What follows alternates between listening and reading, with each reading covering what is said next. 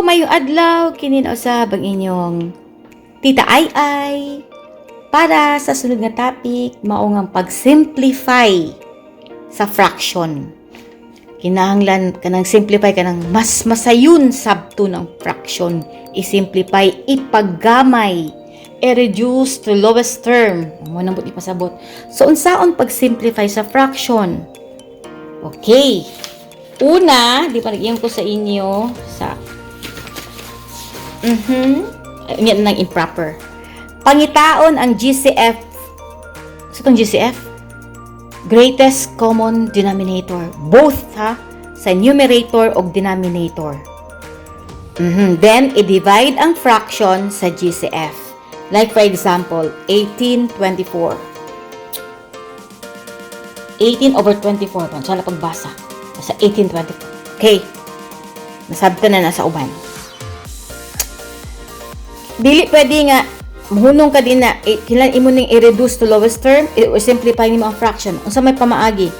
Gamit ang continuous division. Okay? Unsa ray sayon para sa inyo.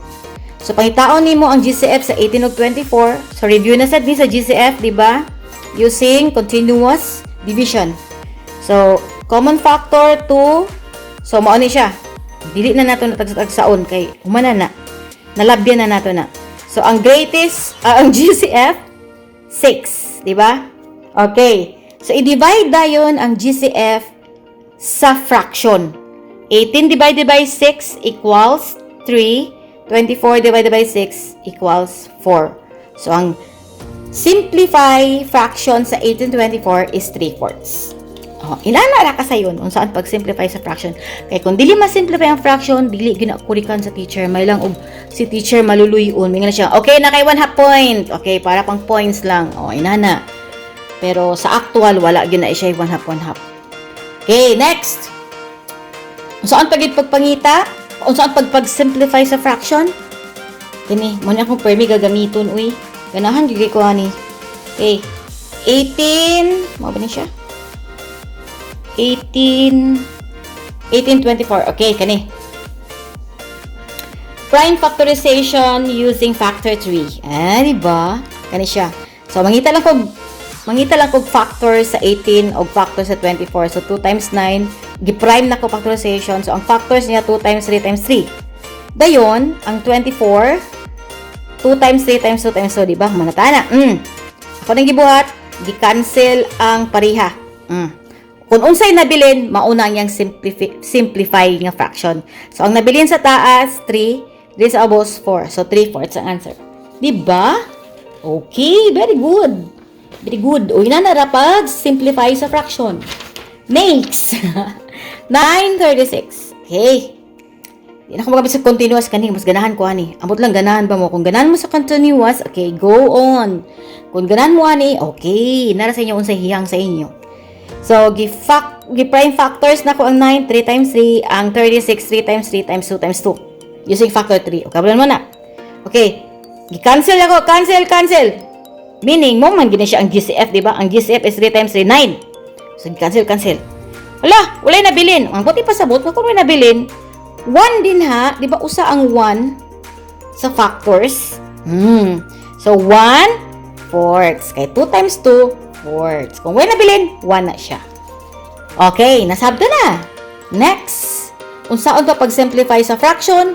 I-change nimo ang improper fraction to mixed number.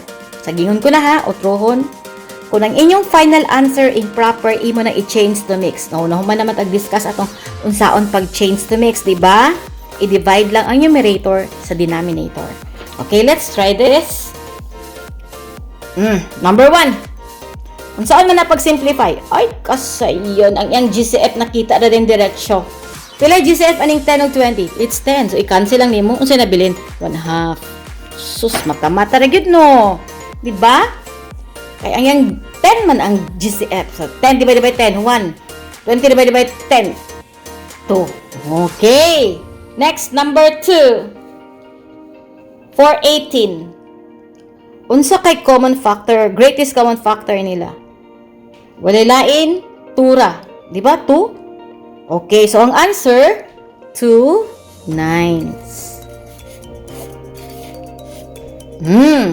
Pero yan, gamiton niya po nitong badis-badlis. Okay, ako, di mata-mata ko raman eh. Number 3, senda kaya. Isos, i-cancel la. The GCF is 10. So, ang answer is 3/4. Ay, kasayon. Number 4, 5 and 35. Over 35. So, the GCF is 5. Obvious, kaayo nga 5.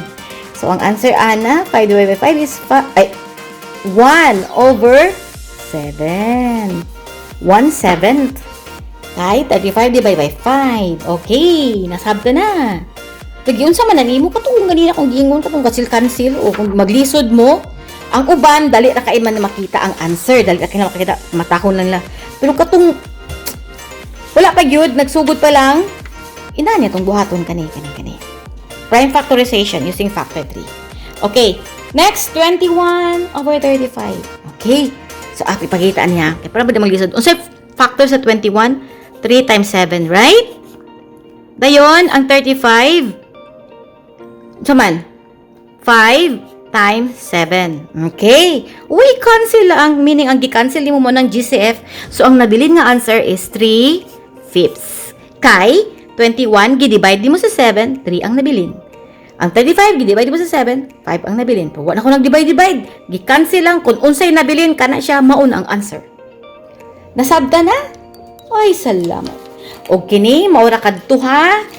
Timan kung wala nasabtan, balik-balik ko lagtanaw ang video. Or naman po yung mga uban nga video, pwede sad mo mutanaw ato. Tanan, scan lang mo sa YouTube, daga na. Inyong mga teachers, dagatulog yapon ana.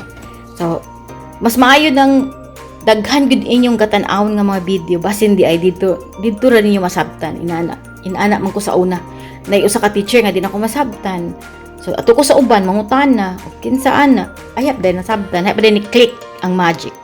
Okay, og mao ra karon adlaw og kini ang inyong tita ay moingon kaninyo nga I love math.